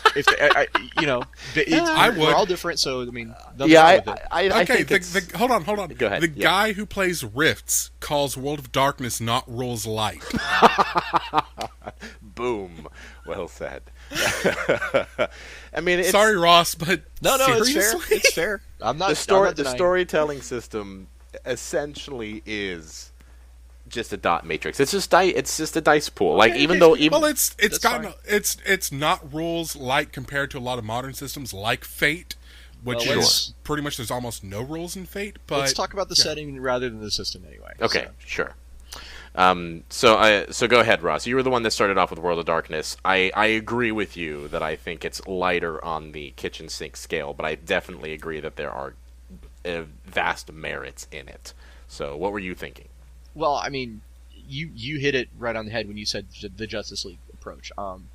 For me, I like the fact that because they're all... This is something that's almost unique, actually. Yeah. Is that White Wolf took all these different approaches, and let's admit straight up that they are kind of within a narrow band of genres and tropes, which is the urban fantasy, urban horror style. But they did take that narrow band and they built a lot of little, sandboxes right next to each other. Right, yeah. Where you had the werewolves had their little sandbox where they're, fighting in the spirit world, and they have their planes, yeah. Yeah, so. They have their spirituality, which is a big aspect. And the vampires have their sandbox, which is, very rooted in, kind of the real world. Right. And then there's the mages, which is, rooted in, just about everything. Yeah, the supernatal and they're on all their planes. It's funny because if you wanted to really run a Justice League, you're essentially working with four or five different planes of existence. And it always bugged me, there's no hate on this show, but if there was one thing that disappointed me greatly about White Wolf is that there was never an opportunity to play the Ghost in the Justice League, Oh, well, no, I don't, I think, what is it, Geist? Geist does. Well, maybe. Okay, so New World of Darkness versus Old World. Okay, not fair in the enough. Old World, but in the New World. Yeah, I guess there is a way. But okay, so if I can play a Ghost in the New World of Darkness and be part of your Justice League, that's awesome. Yeah. Well, they have, and then what is the new one coming out with? They're doing Demon now, right? Isn't that currently? The next one up on the slate? They're doing Demon. Finally. Yeah, I think they're doing Demon. I'm so happy. Which is I loved Demon: The Falling when it came out, and it right. was one, in my opinion, I've talked about this before on the podcast. I'm sure it was, in my opinion, one of the most underrated of the World of Darkness systems, because White Wolf really did try to do the kitchen sink thing when it comes to urban fantasy. Anything that could possibly be urban fantasy, they tried to throw it in the old World of Darkness, and they got a lot of mixed results and a lot of imbalance when you tried to mix and match. So that's a good question for Ivan. Is like, how did you, how was your experience running the Justice League balance and all that? It was wonderful. I loved it because I took them actually, and this is even worse. It was kind of corny, but I thought it was fun. Is I gave them all a common enemy that they were supposed to take down his pillars of power. Right. That's the overarching storyline. But they actually all got to it because they all had their own tendrils of how they're related to this pillar of power, and they all went through their quote-unquote change, like the wolf's first turn, the mage's ascension to his tower, the hunter's essentially bid for going into his own clan. So they all had their own mentors of their various representation. Nice. So that's kind of how I made it happen, is they all had their anchor, so to speak, that routed them in their quote-unquote world, So whenever they would come up, they would either get them for advice or gear or training or whatever that was related to their individual book, Did you have any issues? There's something wired wrong in my brain, because the first thing I'm thinking about is paranoia and the different secret societies. Well, I was going to ask, did you have any issues with combat where you found that maybe one guy dominated, or in social issues or anything like that? And honestly, I made it pretty much so they only had like 1 or 2 encounters per session, So they actually were very much, and my group was a little more political. They're a little more heady than they were combat-y. So I made the combat was fine because they mostly dealt with whatever they did, and they were I would say they were so fresh to their turn that they weren't like, super elder werewolves or like, the oldest of oldest vampires. They were fledglings and, new turns and brand new. So they all had they basically combined, they were a stronger entity because they all had minimal influence over whatever their area was, Right. But they were part of essentially like a gigantic loose alliance between all the different creatures of darkness with their own political intrigues and wanting to usurp power anyway. But at least they all had a loose alliance against this common enemy, This is really kind of where I'm coming from with, when I describe, mixing your tropes and putting things together and having that, side by side of all these guys together. You nailed it when you said Justice League, but I would even go a step further. This is the thing I loved about the idea behind the League of Extraordinary Gentlemen. Right. Because each of those characters had their own bad guys, they had their own reasons. Yes, exactly. And that's the best is when you expand everybody's world by bringing them together. And the good news is that the major bad guy who they had to take down his pillars of power, each one of his lieutenants or one of his minions was a direct enemy of a motivated enemy of one of the players that we set up early into the system. Yeah. Like, for example, the one the vampire character was betrayed really early into the system, and now he's like a lieutenant of the major bad guy. So even even though she still hates and still wants to bring down this because she's a pawn of power in this whole scheme, she still has a focus in which to say, okay, I want to take down this guy, but this guy is my specific enemy that is part of my campaign, my character arc. Sorry, go ahead, Daryl. I didn't mean to interrupt you. No, I'm just saying, the second he said League of Extraordinary Gentlemen, that just clicked in my brain. Okay, now I see as a kitchen sink thing, because that's exactly what that comic book was. Right. Was kitchen sink in terms of 1800s horror fiction. And with World of Darkness, basically everyone except for Alan Quatermain and Lucy were the bad guys in their original novels. In League of Extraordinary Gentlemen. Exactly. And in World of Darkness, it's all monsters getting together to fight for the good in the world. Which is also true for Accursed. Oh, there you go. I see the light now. You guys are right. I was wrong. I fully admit it. Oh my god, I see what you're talking about now. We're all recording, right? We all got that? We all got it. I will gladly admit when I'm wrong, especially when it's something that awesome, where I now see World of Darkness as a kitchen sink compared to League of Extraordinary Gentlemen. As long as you have it there, right? Have you guys ever seen Hemlock, that Netflix exclusive? I haven't watched it yet.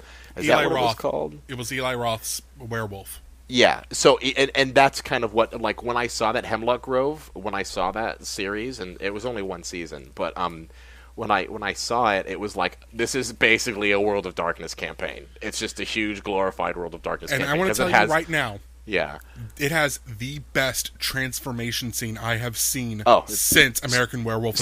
Yeah, I would agree. It's wonderful. Let's I want to hear more about that probably after the show. But, okay.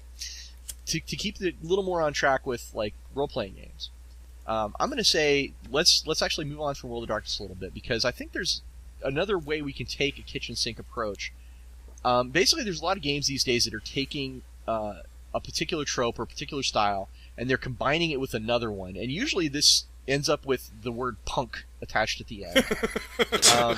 And I'll give you an example. My friend Michael Serbrook, who's a writer for a number of Hero system products and has worked on 40K with me in the past, he came up with a setting called Kaze 5, which he published for Hero System 6th edition.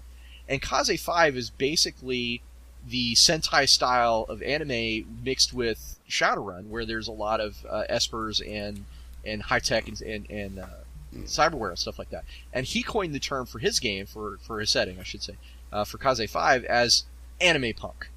Okay. That's what he called it. You know what that reminds me of? That reminds me of all the bands who are trying to like redefine themselves as a genre, so they'll just like make up their own word for what they are. Going on the record, Kaze 5 is freaking awesome. So is it? I'm not talking bad about the system. I'm talking bad about just the word. The word. No hate. Well, I think, in terms of descriptiveness, though, in terms of just getting across the idea of what it is, if you look at a steampunk project, you know what you're looking at. If you hear, there's a new term called diesel punk that's going around, and it's also a way to combine mashed genres together in a role-playing setting. Quick side thing, is diesel punk like Mad Max? I've never been able to figure that out. Diesel punk's a little more like, it's more apocalyptic, wastelandy. Yeah, a little more Mad Max. So Mad Max. Yeah, a little more Mad Max. Okay. Yeah. I just want to make sure I was understanding that genre. Yeah, so it doesn't really associate itself with the Victorian stuff. It mostly is like, I don't know if you ever saw that anime that was what was it called? Fist of the North Star? Yeah, maybe. Yeah, actually, I've only saw one. Yeah, I guess that would be about appropriate. I've seen the whole series and all the movies. So okay. If that's what diesel punk is, I apologize for interrupting. Go ahead. So tell me about this system that you love, Ross, that I almost slandered without really knowing what it was. Well, listen. You are entitled to your opinion, sir, and I'm not going to. Well, I don't even know what this system is, so I can't really say anything bad about it without. It's a setting called Kaze 5, and it's basically if you took Akira and mashed it up with Bubblegum Crisis and Shadowrun, and that's your role-playing setting. That's basically what Kaze 5 is all about. I would appreciate that. It's pretty cool. I mean, makers of Kaze 5, my email address is abstruse@gamerstavern.org. If you would like to send a review copy of this game, just don't use the word punk in a hyphenated word. Describe it to me, and we will be happy people, because this sounds freaking awesome. Yeah. Akira's in one of my top 10s, so, know. The point I was trying to reach is that, though, that there's other ways to make a kitchen sink game, really, just by taking 2 or 3, I think probably your minimum's 3 tropes, and put them together and get them to work side by side in a coherent fashion, and then you're going to have a kitchen sink setting. So, backing up a little bit, would you call Shadowrun and that really first edition leading into second edition era that, where it was blending fantasy plus cyberpunk plus Lovecraftian with the insect spirits and everything? Would you call that? There's no doubt that Shadowrun's on that dial. It is absolutely on the dial. I think that Rifts is probably the 10. It's pegging it's almost 11. So right? Okay, yeah, and I actually I have an interesting thought. So with based on what you were just saying, Ross, is like if you could just mix 3 tropes together and you could have the beginnings of a kitchen sink setting. If you had to pick 3 tropes that aren't out there now to combine together, what would be one that you would do? Like, what would Ross? I will give Ross a little bit of time to answer and answer. Do yours first, because I have mine as well too. I believe I just described it in first edition Shadowrun with cyberpunk, urban fantasy, and Lovecraft. Because I friggin' love everything Nigel Finley did for Shadowrun, which you can find out about on episode 7 of the podcast, where it's absolutely nothing but a geek love fest for Shadowrun. That's it. I love those 3 genres and mash them together into Shadowrun. It's all right. Now I've got my answer. Okay, go ahead, Ross. Well, I did the time-honored tradition of looking around my room and finding 3 things, and I'm like, okay, let's see what we can do here. So I've got street-level superheroes plus professional sports drama plus plus heaven and hell doing battle. Heaven and hell. Daredevil That's awesome. is an angel playing football? Yeah. Dude, I would totally play that setting. That'd be amazing. I want a blind quarterback runner that is also an ascent from either above or below. Yes! All right, so mine would be, I'd want to do like a Hyborian Conan setting, mixed with like a Starship Troopers sci-fi, you know, like colony exploration type of stuff, with high fantasy dragons. So, dragon riders. Of course there'd be a dragon. Of course there'd be. Right. There'd have to be. So. All right, well, that's interesting. The Hyborian... You got me right off the bat with the Hyborian Conan plus space travel. I was like, oh, wow, yeah, that could be some... You could find Hyborian Conan with space travel, but then they, like, I almost want to say, like, you could throw in, like, dragons are the form of, like, space travelers. Oh, of course. Like, you gotta be a dragon. Of course. But the idea of like doing like a modern, like a Starship Troopers, just I've always been about the swarm. No matter what form of it's ever come in, a swarm is. But you're not a Tyranid player. I am a Tyranid player. You are a Tyranid player. Okay, there yes. you go. Well, we are getting close to last call here at the Gamers Tavern, so last call. Probably talk to Ivan about what he's doing now, where we can find him on the internet, and what people should be looking forward to in the future. I'm in the webs. You can sometimes find me on the webs. So, in all seriousness, I have a lot of things in the works at the moment, but a lot of them haven't come to like full surface yet. So, I'll just start by saying that you can find me on Twitter at Hydra_Lord. I, still spend a lot of time on there, and I have a lot of Twitter friends that I like to banter back and forth with, as well as I usually like to talk about role-playing stuff on there as well, too. I did have a YouTube channel where I occasionally do videos about role-playing games and talk and just spiel. I actually did I had a guest spot on Geek and Sundry here not too long ago. Ooh, talking nice. talking about horror RPGs. So you can go find that somewhere on the webs. But yeah, I pretty much am there, and I have a Facebook page, but you can just search Ivan Van Norman, and I'm still on Facebook despite everybody leaving for good reason. And we will have links to all the ways to reach him in our show notes. Right. But the cool thing is that we've got a couple of games that we're working on for Gen Con this year with Hunter's Books. One of them's a deck building game, like we were saying. One of them's I would say it's a rules light kind of steampunk thing that we're doing that's inspired by Dishonored, you could say. Oh wow, that's a really good thing to base something on. Ross, I really want to tell you more. I just didn't talk to the boys about it beforehand, but it's just tactile, and it has stealth elements to it. That's just very. I feel like it's a rich way to experience that, like a stealth type of game that has that type of setting inside of it, anyway. Then we're working on more Outbreak stuff as always. We have a couple things that we're going to be announcing soon. We haven't officially said it yet, but one could say that we might be opening a beta up here soon. Now, when is one of your products going to come with an infected monkey? So we can actually have an outbreak. Did you never? As someone who just played Pandemic this weekend, don't Right. say that. Did you not? We're not gonna win. Did you ever pick up Wild Kingdom? We actually did. Our first expansion was an expanded bestiary I and didn't it was. see that. It's basically all the zombie animals. We called it Outbreak Wild Kingdom. All right. And it had a scenario in the back called the Fair King Zoo. You know, You sold me with the words zombie animals. Nice. they're pretty. It's pretty amazing and atrocious. Like the rules that we have for Ursa's just may as well be like Ursa being a zombie bear. You know, Yeah. may as well not exist. I think literally the rule is if you're in grapple with it for more than 2 rounds, you're dead. You know. Well, and so that's pretty much what I have in place. I'm working on a site that is hopefully going to be a resource site for gamers in the hobby that I'm going to be talking about here soon. I'm developing it with a couple of gentlemen right now, and I've talked about it on other podcasts a little bit, but it's essentially a resource site to help bring GMs and players together. Oh, neat.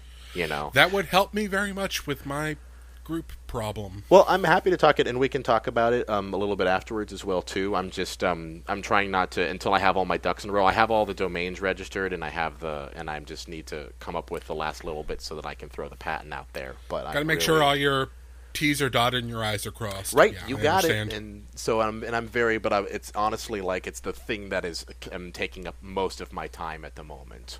So yeah, between all the hunter stuff and then that resource site and just making sure we're putting out free content on the first Friday of every single month for hunters is keeping me pretty busy. Wow, that's awesome. That is great to hear. And unfortunately, we got the innkeepers, pointing to a wanted poster for a dragon in human form. I think that might be you. Oh, really? But the thing is that Daryl and I both are very grateful for having you come on board the Gamers Tavern with us. Thank you so much for joining us on this episode. No, thank you for the invite, gentlemen. It was a wonderful surprise to get an email from you, and I'm any day of the week you need somebody, I'm here. So I had a blast. We would love to have you on again. Absolutely. So it's Yeah, been a we'll blast bring you talking back. with you. With bells and whistles. All right. Cool. Well, gentlemen, kick ass and have a glorious rest of the holiday season. I'm hoping you're going to get tons of games and, play them more importantly. You could probably get games all the time, but actually spend time to play them Yep. would And be a novelty. For all of our listeners who are gaming over the holidays, may all your hits be crits. So that wraps things up for the Gamers Tavern this week. Since we didn't get to do them last week, I wanted to go through a few of our comments, and we actually have Ross with us today to go through the comments. Hello. So let's start on Facebook, where you can reach us at facebook.com/gamerstavern. And we've got a comment here from the Grumpy Celt, or the Grumpy Celt. I'm not sure how he pronounces it. He says, "Best wishes to you, gentlemen, in the new year. An enjoyable and solid episode. I have submitted freelance submissions to FASA. They ran a call that ended the last of November. I am writing a submission for Onyx Path, but everything the guests said was useful and insightful." And obviously this was about episode 12, where we talked about getting into the gaming industry, our last episode, and obviously he's talking about the new FASA that is relaunching Earth Dawn and not the old FASA Corporation that we know from our youth. So, but yeah, we're glad to help you put you on the path to the gaming industry. And we got another comment from him, and it's actually on episode 11, which was the first of our D&D Edition Wars episodes, where he said, "So I listened to your latest episode 11 about editions, and as time traveler, I will have you know that 6th edition is worse than 4th, but 7th edition brings peace and harmony to the entire solar system. Joking aside, it was a good episode. Kudos for recognize Arneson." So, yeah, I'm a big Arneson fan, so he is far too unheralded for his contributions to role-playing games in general, in my opinion. So I'm glad we brought him up on the episode. So I'm glad you listened to the episode, and I hope you're looking forward to next week, where we post the second part of our 40th anniversary discussion of Dungeons & Dragons. So Ross put a post on his personal Facebook asking for suggestions for what topics we should cover in 2014. And I'd like to throw that out to you as well, our audience. If you have any topic suggestions for 2014, let us know by commenting on gamerstavern.org or on Facebook, Google+, Twitter, anywhere else you can find us. And of course, you can email me at abstruse@gamerstavern.org. But no promises that we'll actually use whatever you send us, but we are really excited to find out what you want to hear anyway. Of course. And we did get 2 comments that may have been a little bit self-serving in a way. We got Bobby Deary, who suggested we talk about Eclipse Phase.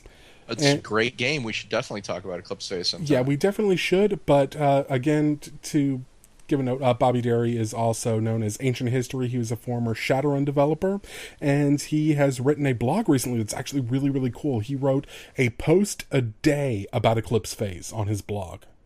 So he just finished that back in 2013. It was literally 365 different entries on Eclipse Phase on his blog. So definitely check that out. I'll include a link in the show notes. We also had a comment from Daryl Hardy, a former and future guest, who offered up Robotech. Gee, I wonder, Ross, are we going to talk about Robotech on any future episodes ever? Yeah, I certainly would like to. I'm a big fan of Robotech in general, and I have a lot to say about the RPGs of Robotech. So yeah, I think it's safe to say we're going to cover that. Probably, yeah. Asking if we're going to talk about Robotech is like asking if we're going to talk about Shadowrun again in the future. So, but yeah, something tells me both of you are going to get your wishes very, very soon. But if any listeners have any other suggestions, feel free to let us know. So now over to comments from our website, gamerstavern.org. We've got James about the YA series that TSR and, was it Lorraine Williams? Yes. Okay. Tried to publish, and that caused the big breakup. But he said, about the YA for the girls that TSR tried to publish, are you talking about the Heart Quest Choose Your Own Adventures? They came out in 1982. I own these as well. The Choose Your Own Adventure books by Rose Estes were called the Endless Quest series. She wrote books 1, 2, 3, 4, 5, 6, 7, 10, and 13. The artwork covers a lot of the books were done by Larry Elmore. That's not the IP I was thinking of, because this was, again, toward the end of TSR, so it was more toward the end of the 80s, and it was something, I think she bought it either before or after she took over TSR, but it was something that Williams owned. It was something really girly and really 80s, like My Little Pony or Jim or something like that. Did you ever have any idea what I'm talking about on that, Ross? No, I'm afraid I don't recall that either. Although I do remember the Heart Quest Rose Estes stuff, and I thought those were really interesting books. Yeah, it's just not something I ever found, really, so I'm not sure anything about that. But that is whether or not that property's good. That is definitely not the one I'm thinking of. But I really thank you for your comment. I really appreciate the feedback on that. And if it was the one I was thinking about, I would be seriously screaming at this guy, yes, finally! Because bourbon's kind of soaked my brain and my memory's not what it used to be. So, but yeah, that's all the comments we have for this week. If you want to leave your own comments and have them read on the air, you can give us your feedback on our website at gamerstavern.org. Like us on Facebook at facebook.com/gamerstavern.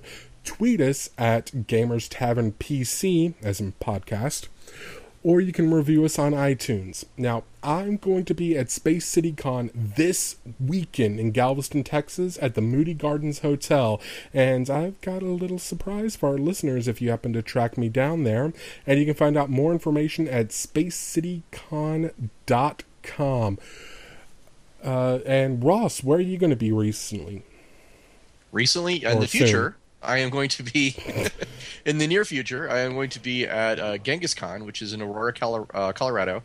And even more recently in the future, that is probably just a couple weeks, is going to be Chupacabra Con, which is at the Airport Hilton in Austin, Texas, my hometown. And I'm really looking forward to both of those. Yep, and ChupacabraCon is from January 17th through 19th, and you can find out more about that at chupacabracon.com. And dear God, that's a tongue twister.